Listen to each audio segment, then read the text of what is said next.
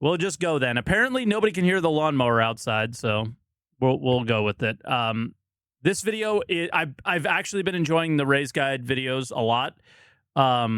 For when he's talking about base building, it seems to be something that he has a very big understanding about, and that's like the last video we watched was him talking about circles being bad, and I could definitely see that. But I also talked about how I've played games that have squares, and I hated that as well. So there's like, give and take there. And this one is specifically about attacking and defense considerations. This is probably, out of everything that we had at CitizenCon, the most interesting aspect of the base building thing was how permanent or not permanent are our bases going to actually be. Hello, this is Danny Raymond, the voice behind Raise Guide. In my first video on the proposed base building system, I set out 6 major areas of issues. In the second video, I went further into the first 2 of them. And in this video, I'm going to go into further detail on the second 2, which have a common theme of the attack and defense of bases. This is an important subject because the ability to create your own scenarios of my building a base and defending it against others, or in being the assault force against another org's base, are very attractive features, and for no small number of players, exactly what they are most looking forward to in the whole base building system at all. I also saw a lot of people be worried about this and be complaining that it's going to turn into space rust. But it doesn't have to, because they literally told you that there are lawful areas and nobody can touch you, right? Nobody can touch you. Yeah, the PvP community really doesn't like Ray's takes on PvP. So I'm curious where we're going to end up going with here. People are not a fan of his takes, and I to some extent I have to agree with a lot of the things that they feel. I think Ray's takes on PvP haven't necessarily been the best, or I at least don't agree with them, and but overall, I think so far he's on it. There's a lot of people really care about the system of either attacking a base or defending it, and having something of your own and not wanting to lose it. 2 core areas that I covered in that first video were as follows. 1, bases should not be vulnerable to cheese wins. And 2, losing a base raid should be painful, but not soul-crushing. And before...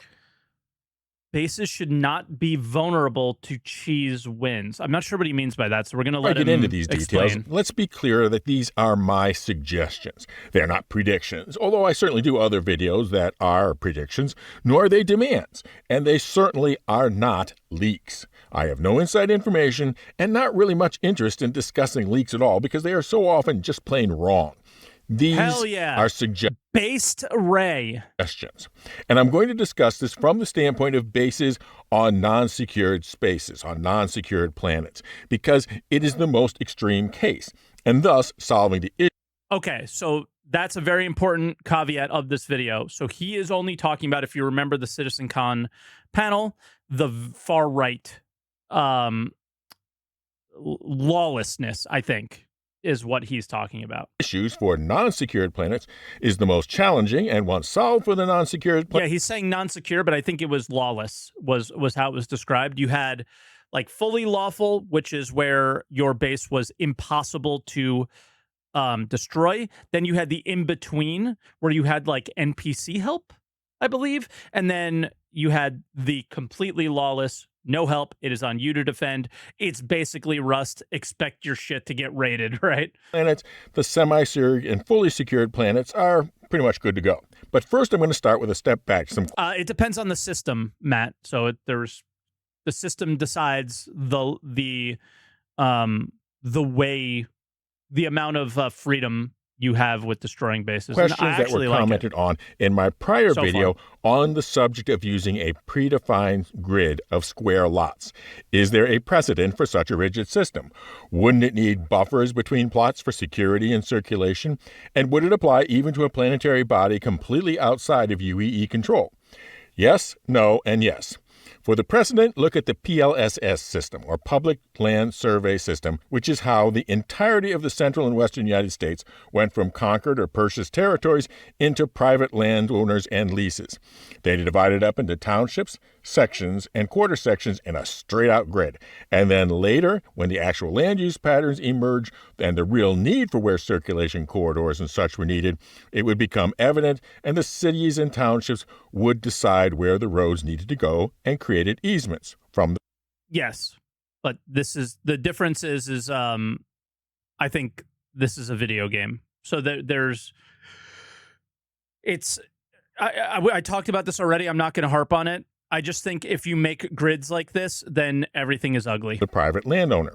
Moreover, and just weird. In Star Citizen, unlike ground-based games like Ultima, the primary circulation space is the air. Yep. And so there is no need for long-distance roads or highways.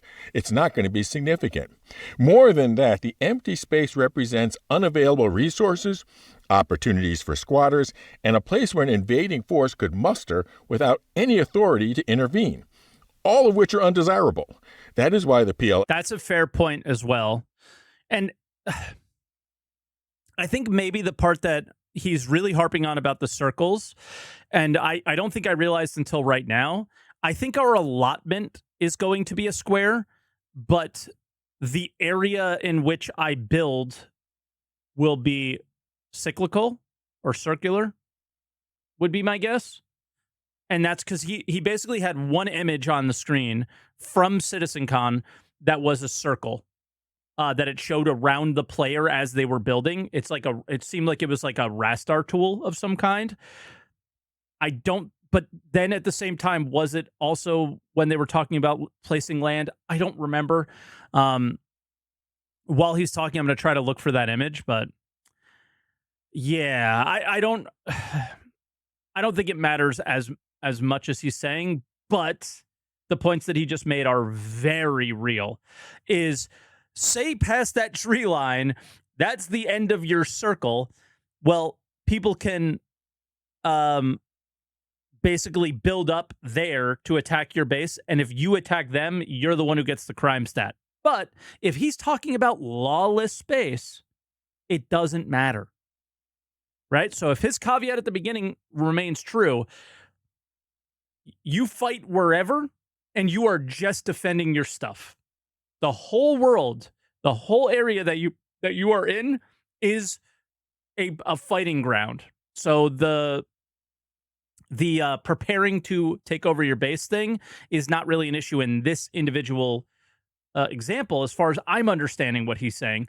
But he could be also in that that in between one, the one that's like the Stanton system, I guess, where it's not fully lawful and not fully covered by the UEE.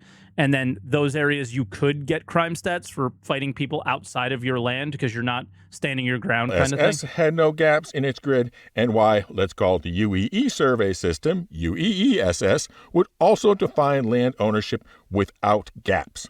But would that... I still think that there will not be gaps. I think land ownership will be a square.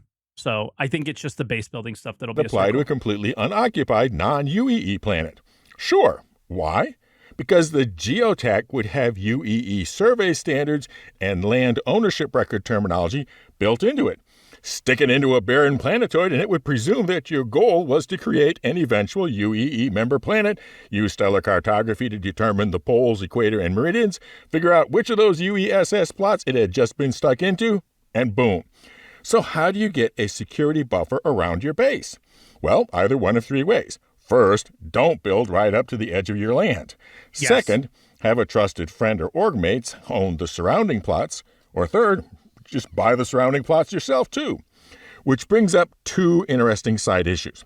First, how high should your defensive air rights go? The answer is not quite as high as ships come out of quantum travel. Because...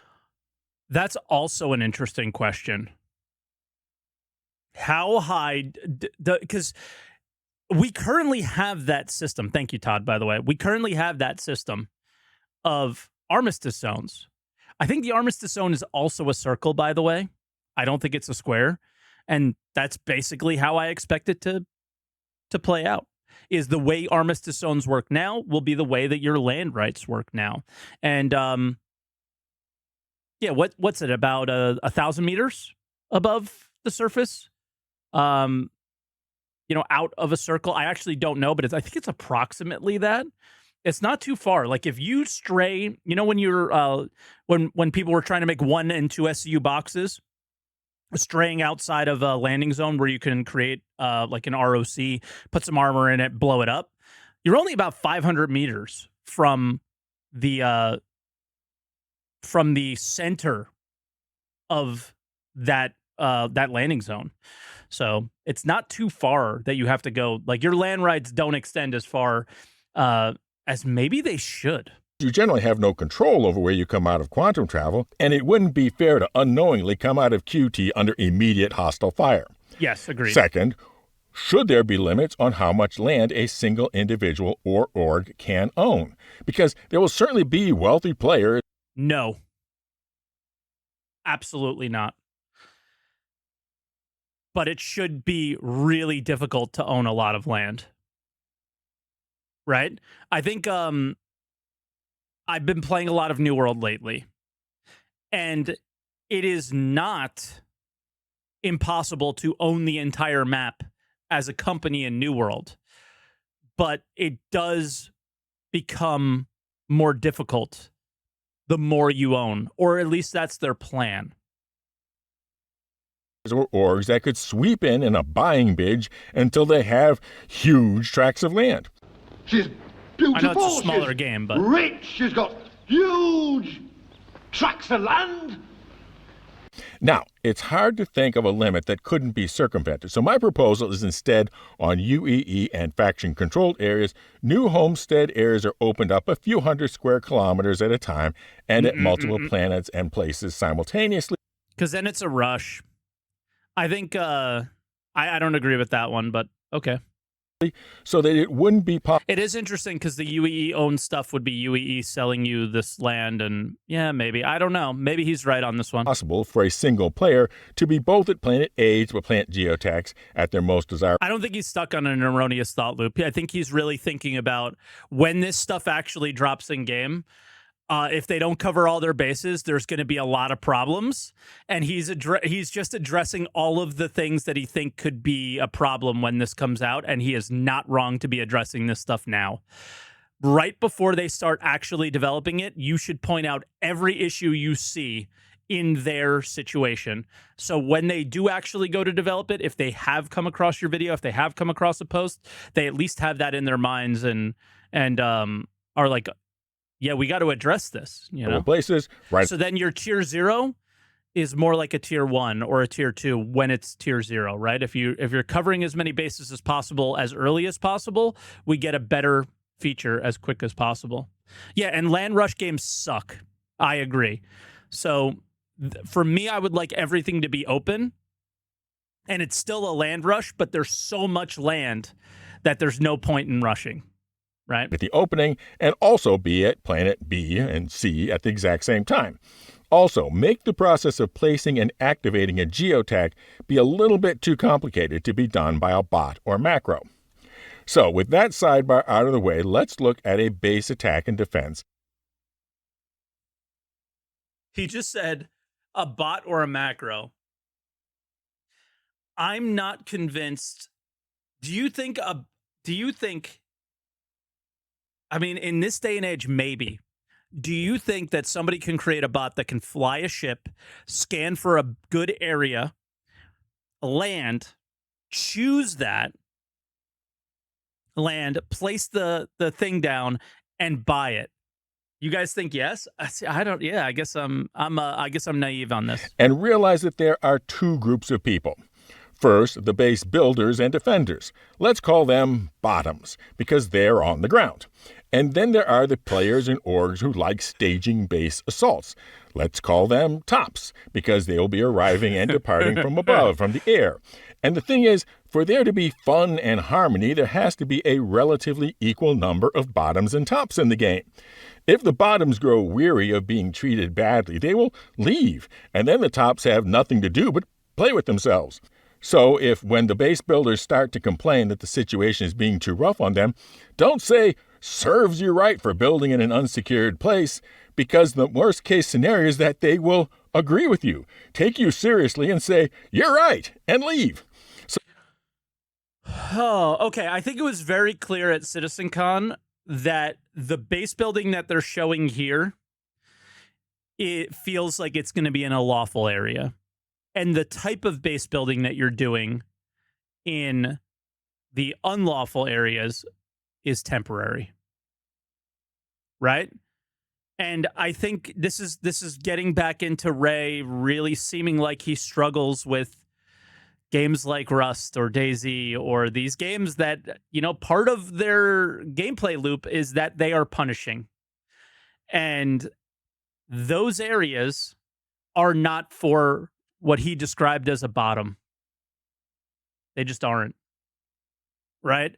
The base builders, the ones who want to build something, the city skylines players, they're going to be in the lawful areas, right? And the ones that are out there looking for danger and trying to extract and get out, they're the ones who are going to be in the unlawful areas. And if the people are being attacked all the time, you kind of should know that going into it. And yeah, they're two totally different scenarios. So what do the bottoms need? Well, they need the ability to build their base in relative peace until it is defensible. Winning by attacking a base that isn't ready to be... Hard disagree on this one. Again, they made it very, very clear in that panel how this was going to play out. And he simply just refuses to accept that in this case. And it is what it is. He is right. It's going to be incredibly frustrating to build a base. Incredibly frustrating to build a base in these unlawful areas. But these unlawful areas are also huge. Think about a pyro moon, for example. You find a good ore deposit on a pyro moon, and you're likely going to be left alone if you're in the middle of nowhere. Right? The issues are going to come after extraction, not during extraction, not during crafting of the base. Defended is cheese. They need an ability also to rebuild their base that has been defeated in relative peace for the same reason. They need the ability, in uncontrolled and limited controlled areas, to be able to set up and maintain their own attack on-site list, both as individuals and orgs, so that if they are regularly being attacked by an org or individual, they don't have to take a Moab in the face before they can shoot back. To make Mike, do you think people have a chance to avoid creating a base and having everything in a big ship? I assume RSI will sell a ship like that in the future, like having a base thing. Yeah, ships are already bases, man. Like think of some of the RSI ships, the ones that create their own fuel. They all have food capabilities. Yeah, you can basically have a base. But what they showed us was that there's going to be resource extraction areas underground. Bases, I think, are mainly going to be used for that. Storage and, I think it's mostly going to be used for resource extraction.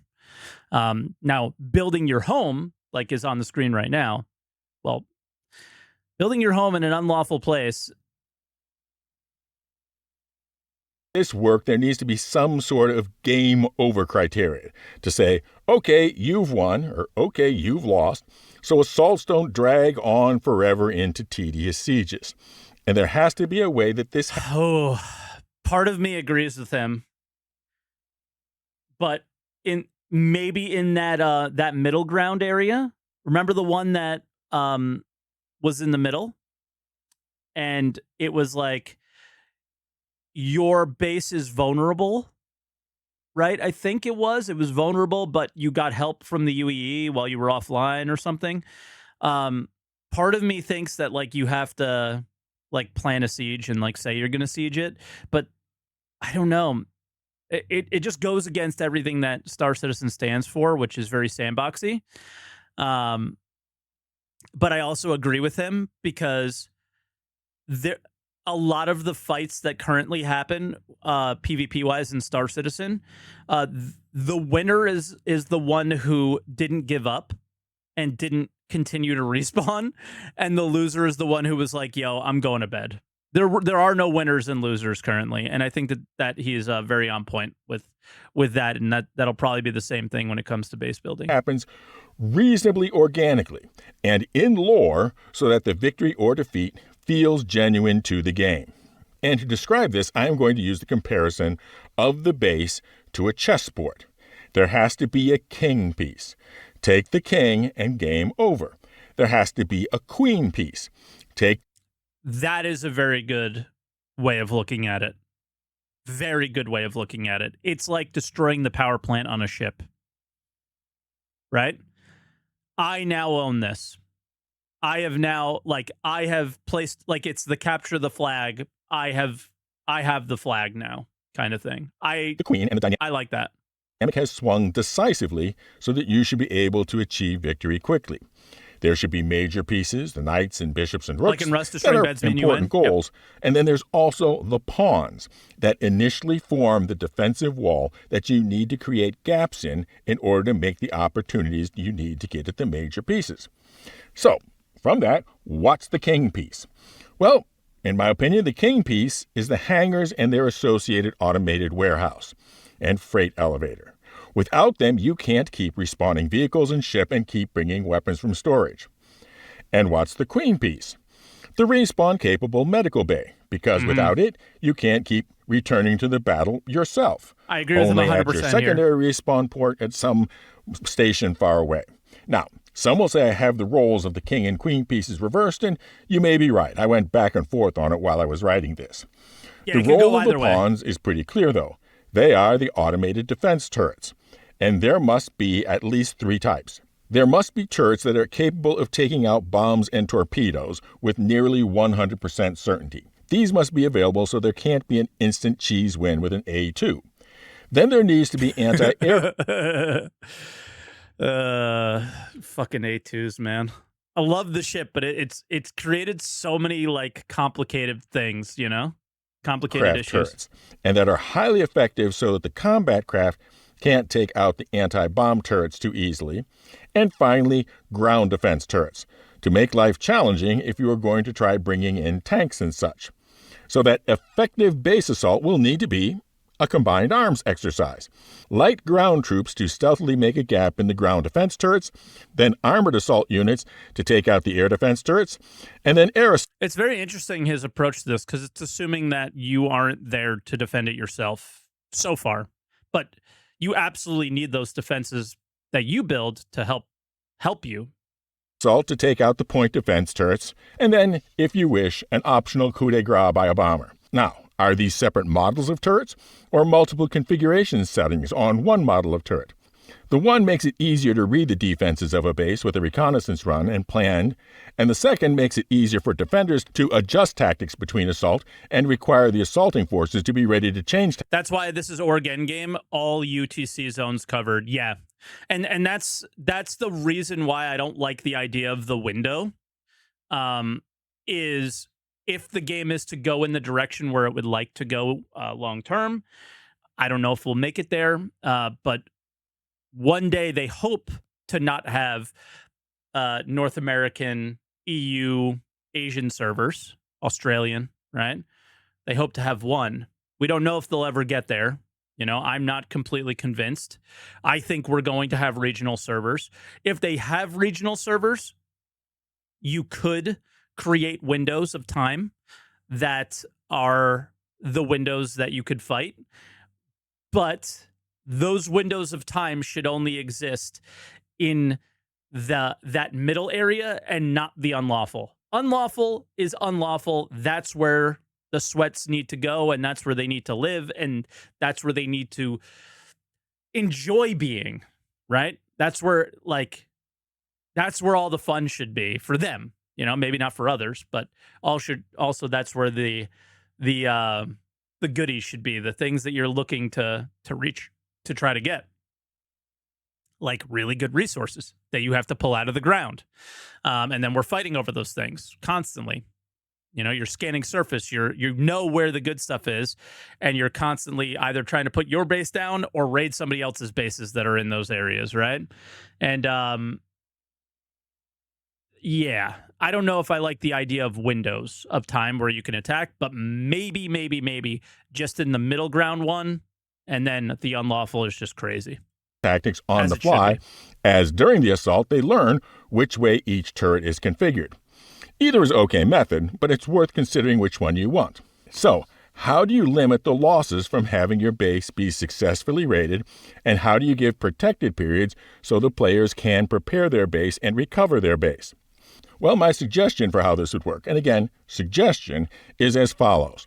The first is that How do you limit losses when your ship is destroyed now?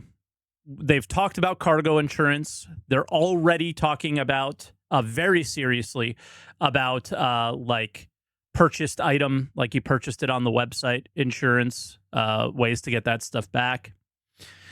I certainly don't think there should be any safeguards in unlawful areas. They were very clear about that up front, and there should be no arguments against it now, in my opinion. It just comes down to everything else. The thing is, the caveat at the beginning, it seems to me like he's ignoring. the geotech itself and the Maybe I'm land not claim understanding. cannot be destroyed. In other words, your assault force can defeat them and wreck everything, but the land claim itself does not become yours as a result. They can sell it to you, but that's all. The second is that the King building, the hangar, No. In unlawful areas, you don't even own the land. It's my understanding that you don't even own the land. You're not paying taxes to anybody. It just creates the square or circle, we're not sure yet, in which you're allowed to build in. So nobody owns that land, as far as I understand. There isn't any official designation. Right? Unlawful, I think, means that there is nobody saying you own this, you don't, but it does give you this build area that you can build in, I think. Medium sec, you can, but an automated warehouse, and the Queen building, the regen-capable medical facility, cannot be built by the player. They can only be bought by the player from the associated company, for example, AeroView, because of secret proprietary technology. And these companies like AeroView will, in order not to be accused of trespassing, only build on locations with a valid land claim, and for the person who has the valid land claim. This explains a couple things. he clearly seems to be talking about lawful or the medium sec, because lawful you can't even attack. The medium sec is what he seems to be talking about, but he made it seem at the beginning like he was talking about completely unlawful. So that's the part where I'm a little bit lost, but I still think the context we're adding and discussion we're having is really good. And yeah. Why the outlaw? I really wish one day I can talk to Ray. He sometimes comments on the React videos, and I really hope one day we can have a back and forth. Derelict outposts don't have hangars, automated warehouse, and medical facilities. And second, that if you want to squat on a piece of unclaimed land and build your own derelict outpost, you could use your Pioneer and Galaxy to build turrets, habs, etc., but you can't make it a fully functional base because you can't contract to have a hangar, warehouse, or medical facility built there. Then this also explains the protected periods that I feel are necessary. When, let's again use the example of AeroView, come in. Here's the actual clip. High security, full protection, tax and fees, high cost, low financial return. To build a hangar and warehouse for a player, they also come in with a formidable squad of protection to keep their workers, equipment, and technology safe. And you can specify how long they can have the base in order to build. Let's say up to a week. So if you give them, for example, a week to do their job, it means you have a week of safety on the site to complete your own base building activities and things like turrets and habs. Then if you wait to the end of that week to contract. I agree 100% with what he's saying for this area, but not for this. With the medical facilities company to build the hospital, you could get another week of safety, since they would also have their own security. Now, after a defeat, the same companies are. Here we go. Low sec, that's what they call it. Land claim, partial protection, taxes, fees, medium cost, medium financial return. I agree 1,000%. If he's talking about low security, that when I do place my land claim, I should be given 7 days of complete protection to build my base and then defend it. And you can even consider the window thing. I don't like it personally, but you can consider it if that's what you want. When we get to low sec, nah, bro. Also the only way to repair these facilities, just like they're the only ones that can build them. So same reasoning, you can get yourself up to 2 weeks of protected time to rebuild the rest of your buildings at your base. A final rule also applies to the king building and the automated warehouse is... Damn, I'm sad he didn't go to the other one. Now, do you think you should be able to take people's land in low security? Do you think you are paying taxes on it? You are registered with the UEE. I think it's going to be 50-50 on that one. I think people are going to be iffy on that one because you're paying taxes, you place the land claim. That's interesting. Right? You think it should be more difficult? It's a tough one. I actually don't know what I think yet on that. I almost think we need to see like the in-game implementation and figure out how we play before we truly to decide on that. Yeah, it's an interesting one. I really would have to think on that one. That it never actually is destroyed, but rendered inoperable.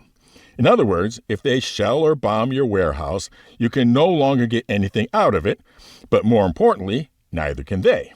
The warehouse, and just the warehouse, is unlootable. Then why would they? Oh, the warehouse is unlootable. Ooh, that's another tough one. If he's talking about no sec or null sec, everything should be lootable. If he's talking about low sec, which it really seems like he's talking about now, should it be partially lootable? Should it be fully lootable? I do think it should be lootable completely. If you win, you should get the spoils.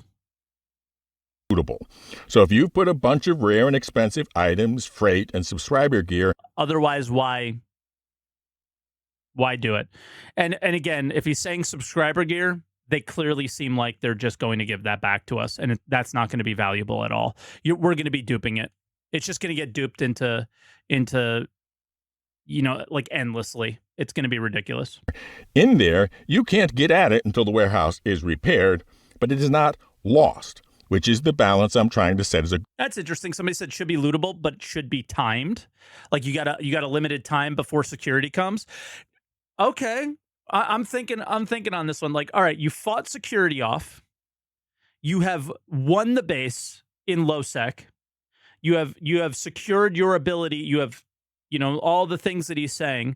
And it's like, yeah, exactly like a risky salvage mission, except it's actually scary when somebody comes, right? So you got 10 minutes to loot as much as you can and get out. I kind of like that one. That's not bad. But then security comes and you are screwed. I think that's maybe a good option there. That's an interesting way of looking at it. I like that. Losing a base defense should sting, but not be soul crushing. Because he's right on that as well. I know I'm doing a lot of pausing and I apologize. Losing a base in low sec should sting, but should not be soul crushing. Otherwise, then nobody's going to do it. As somebody who is very casual, but also loves to make it sting for people, it can't sting too much or they're never going to play, because I know what the sting feels like, and the sting makes me want to quit a lot, right? You work so hard on something, and then whether it could even like just another example that's totally the opposite, but the same feeling of like you were building your character up and playing with some friends and they got ahead of you and then they're playing on their own and you're not like it's the same thing. Like sometimes it can be too punishing to the point where you quit. And that middle ground is low sec is where everybody's going to live. That's where a majority of your community is going to be playing. Your games community is going to, a lot of people are going to have bases in high sec. but where the meat of what you're doing is most of your community is going to be spent in low sec. And then that really niche psychopath PvPer, like I will end up being for sure, that just wants terror and wants to be scared at their base of like, oh my God, am I going to lose it? Wake up every day. Did I lose it? That's kind of where the minority of people are going to be, right? But your meat of your player base is going to be in the middle. Nobody says, good game, let's do it again next week after a soul-crushing event. So finally, an update on our Grow the Channel giveaways. We continue to make progress towards awarding some lucky player, the Zippy Zazzy Zativ Zerka, the Zeus 2. I like it, but I also, if my base was destroyed in Rust, I would quit, which is why I don't play Rust. So I'm like in the middle, Cargo, as well as towards the marvelous multi-user, multi-role mining meta, the Arasta. One entry per video, just nice, be a member for the automatic entry on each video, or comment with the secret word. And the secret word in this video is what follows the phrase, she has huge. Fly safe, keep it real, and I'll see you in the verse. This is Daniel Raymond for Ray's Guide. I thought that was a really good video, and I don't agree with everything Ray says. Why would we? Right? But that was a fantastic video. I really, really enjoyed it. And I think Ray hit a lot of points there that are very, very important and very, very key. And I think the biggest one was that last one. Link, of course. If you guys aren't familiar with Ray, there he is. That's the link to the video. Make sure you get subscribed if you haven't yet. That last point is the most important, is when you do lose a base, if you are going to lose a base, you can't have it be so punishing that your community quits, right? Now, the unlawful area, I totally am, it's got to be the ultimate punishment for the ultimate reward. But that, again, that middle ground is where your whole community is going to be playing. It's got to hurt, but it's only got to sting. It cannot be painful. That's too painful. Otherwise, everyone's going to quit 100%. So thank you, Ray. That was a great video. Really, really enjoyed it. And here's to base building, man. They got to get this right. And I agree 100% of touching on every little piece of base building before they develop it to hopefully plant those seeds of like, there's a lot here, guys, and there's a lot of problems that are going to come with this. Let's try to clean up as many of them as we can before it even makes it into the game.